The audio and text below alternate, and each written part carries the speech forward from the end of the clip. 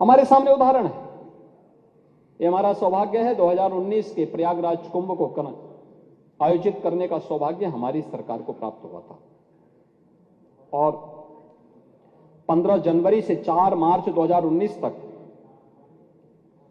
प्रयागराज में जो कुंभ आयोजित हुआ, पहली बार 24 करोड़ से अधिक श्रद्धालुओं ने प्रयागराज कुंभ में आकर के एक नया कीर्तिमान स्थापित किया। सुरक्षा, स्वच्छता और सुव्यवस्था का क्या मॉडल हो सकता है, ये प्रयागराज कुंभ में देखने को मिला था। प्रयागराज कुंभ दुनिया के 100 से अधिक देशों के एम्बेसडर्स वहां आए थे, हाई कमिश्नर्स वहां आए थे। इतने बड़े जमावड़े को देख करके, इतने बड़े श्रद्धालुओं के समूह को देख करके अभिभूत थे। तमाम देशों के राष्ट्राध्यक्ष आए थे। आदरणीय प्रधानमंत्री जी के मार्गदर्शन में जो वहां व्यवस्था बनाई गई थी, सबने उसकी सराहना की। और मौनी अमावस्या के दिन 5 करोड़ श्रद्धालुओं ने प्रयागराज में संगम तट पर स्नान किया था। पहली बार आजादी के बाद प्रयागराज में अक्षय वट का दर्शन श्रद्धालुओं के लिए खोला गया।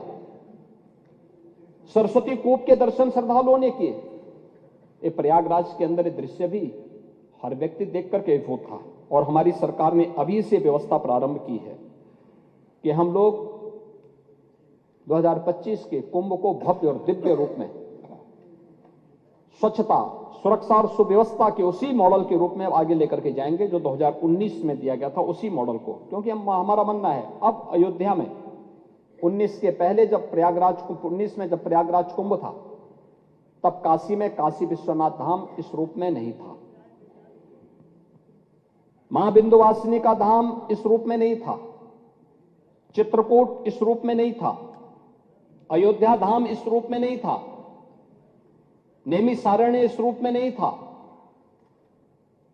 और ये डबल इंजन सरकार का सौभाग्य है कि आज एक नई काशी के दर्शन हम काशी विश्वनाथ धाम के माध्यम से करते हैं। अब काशी, कितने लोग काशी में आ गए, बड़ी संख्या में। मैं वो भी आंकड़े आपको दूंगा कि कितना लाभ यूपी को हो रहा है। इसलिए हम लोगों का अनुमान है कि 2025 के प्रयागराज कुंभ में 19 के कुंभ की तुलना में उसके 1.5 से 2 गुना श्रद्धालु प्रयागराज में आएगा। उसके अनुसार उस प्रकार की अवस्थापना सुविधा, उस प्रकार का उसका विस्तार और ये सभी सुविधाएं हम लोग वहां पर उपलब्ध करवाएंगे। और उसके लिए अभी से हमारी तैयारी चल रही है। 9 आरओबी बनाने गए हैं, नया सिविल टर्मिनल का कार्य भी वहां पर किया गया। 250 से अधिक सड़कों के चौड़ीकरण और उनके सुदृढ़ीकरण का कार्य भी संपन्न हुआ। 1,14,500 से अधिक शौचालयों का निर्माण हुआ। और इस वर्ष भी मुझे बताते हुए प्रसन्नता है कि माघ मेला जो चल रहा है, पहला स्नान मकर संक्रांति के दिन हुआ और अब तक लगभग 40 लाख श्रद्धालु संगम में स्नान कर चुके हैं इस माघ मेला के दौरान भी। महोदय, आज भारत जिस सांस्कृतिक पुनर्जागरण के एक नए दौर में प्रवेश किया है, इसमें अयोध्या का दीपोत्सव भी, ब्रज का रंगोत्सव भी, काशी की देव दीपावली भी पूरे देश के अंदर अपनी पहचान बना रही है। अयोध्या जी तीर्थ विकास परिषद, देवपाटन तीर्थ विकास परिषद, ब्रज तीर्थ विकास परिषद, विंध्यधाम तीर्थ विकास परिषद, सुख तीर्थ विकास परिषद, चित्रकूट धाम तीर्थ विकास परिषद, नैमिष धाम तीर्थ विकास परिषद, ये सभी गठित करके इन सभी धार्मिक और आध्यात्मिक केंद्रों के सुनियोजित विकास को, उनके भौतिक, उनके आध्यात्मिक, उनके धार्मिक विकास को एक व्यवस्थित तरीके से आगे बढ़ाने का कार्य सरकार कर रही है। काशी विश्वनाथ धाम कॉरिडोर का निर्माण कार्य पूरा हो चुका है। मां अन्नपूर्णा की प्रतिमा 100 वर्ष के बाद फिर से काशी विश्वनाथ धाम में वहां पर पुनर्स्थापित हो चुकी है। सोकर क्षेत्र के विकास आदि के कार्य भी सरकार ने प्रारंभ किए हैं। कहीं रामायण पथ का काम, कहीं बौद्ध परिपथ का कार्य, आध्यात्मिक परिपथ का कार्य, शक्ति परिपथ का कार्य और ब्रज परिपथ का, बुंदेलखंड परिपथ और महाभारत परिपथ के कार्य को भी उत्तर प्रदेश का पोटेंशियल है। इन सब पर सरकार व्यवस्थित तरीके से कार्य कर रही है और इसका परिणाम क्या है कि पिछले वर्ष 6 करोड़ यानी लगभग 6.5 करोड़ श्रद्धालु अकेले काशी विश्वनाथ धाम का दर्शन किया है गत वर्ष अकेले काशी में। मथुरा वृंदावन में 6 करोड़ से अधिक लोगों ने दर्शन किया।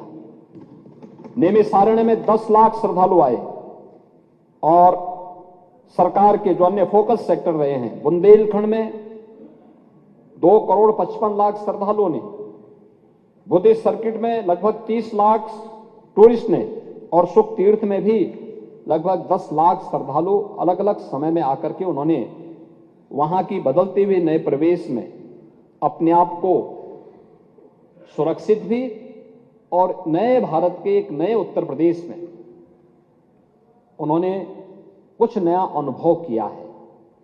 हम बुंदेलखंड के जो किले हैं, उत्तर प्रदेश के जितने ऐतिहासिक पृष्ठभूमि से जुड़े हुए ऐसे स्थल हैं, इन सब के भी व्यवस्थित विकास को लेकर के सरकार कार्य कर रही है और बहुत शीघ्र इनको भी हम लोग टूरिस्ट के, हेरिटेज टूरिज्म के एक नए डेस्टिनेशन के रूप में विकसित करने की कार्रवाई को तेजी के साथ आगे बढ़ाने जा रहे हैं। और इसी का परिणाम है, सरकार के द्वारा, डबल इंजन सरकार के द्वारा किए गए प्रयास का परिणाम है कि आज 17 के पहले जो उत्तर प्रदेश टूरिज्म में देश के अंदर कहीं नहीं था, आज वह नंबर 1 पर है। उत्तर प्रदेश नंबर 1 पर देश के अंदर है। ये केवल टूरिज्म का विकास नहीं है, लाखों लोगों के लिए, लाखों नौजवानों के लिए एक नौकरी और रोजगार की संभावनाओं को विकसित करने वाला क्षेत्र सर्विस सेक्टर है। इसमें अलग अलग लोगों को तमाम प्रकार की नौकरियां और रोजगार के अवसर भी उपलब्ध हो रहे हैं। उत्तर प्रदेश की इकोनॉमी में इसके माध्यम से बढ़ोतरी हो रही है और उत्तर प्रदेश ने जिस इस कार्य को आगे बढ़ाने का काम किया है, आज उसी का परिणाम है कि उत्तर प्रदेश ने जो सुशासन के लक्ष्यों को प्राप्त करने का प्रयास किया है, अभिभाषण में उसका भी उल्लेख महामहिम राज्यपाल जी ने किया है।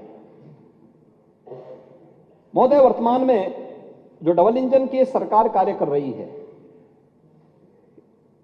स्वाभाविक रूप से स्पीड भी डबल होगी और परिणाम भी उसके डबल से अधिक देखने को मिल रहे हैं। और खास तौर पर हम लोगों ने इस चीज को देखा है कि आज जब हम अमृत काल में उसके परिणामों को देख रहे हैं तो वो सब हमको अभिभूत करते हैं। प्रधानमंत्री मोदी जी ने आजादी के अमृत महोत्सव के मुख्य समारोह को संबोधित करते हुए देशवासियों से पंच प्रण के संकल्प के साथ आगे बढ़ने की बात की। इन पंच प्रण को किस रूप में हम लोग जमीनी धरातल पर उतारने का काम कर रहे हैं, आज चाहे वह डिजिटल इंडिया के माध्यम से सुशासन के लक्ष्यों को प्राप्त करने की दिशा में जो प्रयास प्रारंभ किए गए हैं, उसे प्राप्त करने के लिए जो सुधार, टेक्नोलॉजी का उपयोग, शासन की कार्य पद्धति में ट्रांसपेरेंसी और जो सरकार के स्तर पर डायलॉग प्रारंभ किया गया है, इसमें हमने प्रदेश में मुख्यमंत्री कमांड सेंटर और सीएम डैशबोर्ड की स्थापना के माध्यम से प्रदेश की हर एक जनपद को होने वाले हर कार्य की, हर गतिविधि की एक सतत निगरानी करने के लिए, उसकी मॉनिटरिंग के लिए हम लोगों ने इस कार्य को प्रारंभ किया है। और उसी का परिणाम है कि संपूर्ण समाधान दिवस, थाना दिवस, सीएम हेल्पलाइन और आईजीआरएस पोर्टल के जो हमारे प्लेटफॉर्म्स हैं, 4,77,90,000 से अधिक मामले इसमें दर्ज होते हैं और इसमें मेरिट के आधार पर 4,74,00,000 यानी 75 लाख से अधिक मामलों का मेरिट के आधार पर निस्तारण का कार्य भी संपन्न हुआ है। महोदय, उत्तर प्रदेश के सुशासन के लक्ष्यों को प्राप्त करने में प्रदेश की कानून व्यवस्था ने बड़ी भूमिका का निर्वहन किया। इसके लिए प्रदेश को, शासन को पूरे प्रदेश के अंदर सुरक्षा का एक बेहतर वातावरण बनाना पड़ा। जीरो टॉलरेंस की नीति अपनानी पड़ी। हमारी जीरो टॉलरेंस की नीति से बहुत सारे लोगों को थोड़ा बुरा लगता है, क्योंकि जिन लोगों की आदतें खराब थी तो उन लोगों को कानून के रास्ते पर लाने में थोड़ा कठिनाई तो ही होगी, तो उनकी चिड़चिड़ाहट कभी देखने को मिलती है। लेकिन इसके लिए हमने पुलिस में भी रिफॉर्म किए, भर्ती की प्रक्रिया को आगे बढ़ाया, उनकी ट्रेनिंग को अपग्रेड किया। 7 पुलिस कमिश्नरेट लखनऊ, गौतम बुद्ध नगर, कानपुर, वाराणसी, आगरा, गाजियाबाद और प्रयागराज में इस व्यवस्था को लागू किया। 75 जनपदों में साइबर सेल के थाने स्थापित करने की कार्रवाई को अंतिम रूप दिया। साइबर क्राइम मुख्यालय लखनऊ पर एडवांस साइबर फॉरेंसिक लैब, 18 क्षेत्रीय थानों में बेसिक साइबर फॉरेंसिक लैब और 75 जनपदों में साइबर क्राइम थानों की स्थापना की कार्रवाई को भी हम लोगों ने प्रारंभ किया। और उत्तर प्रदेश फॉरेंसिक इंस्टीट्यूट की स्थापना भी लखनऊ में की है, जिसमें सत्र भी प्रारंभ हो चुका है। उनका फर्स्ट सेशन इसी वर्ष प्रारंभ हुआ है।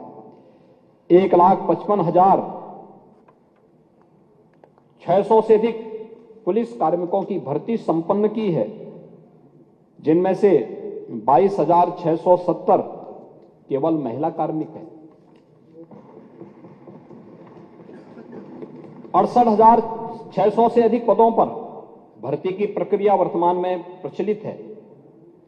और इस दौरान हम लोगों ने पुलिस प्रशिक्षण के केंद्रों की क्षमता को भी लगभग 3 गुना किया है। प्रदेश में 124 नए थाने, 88 नई चौकियां, 7 नए महिला पुलिस थाने, 4 नए आर्थिक अपराध इकाई थाने और 16 नए साइबर क्राइम थाने भी स्थापित किए हैं। एसडीआरएफ का गठन किया, उसकी 3 कंपनियों को क्रियाशील किया, 3 अतिरिक्त कंपनियों को सृजन की प्रक्रिया के साथ जोड़ा गया है।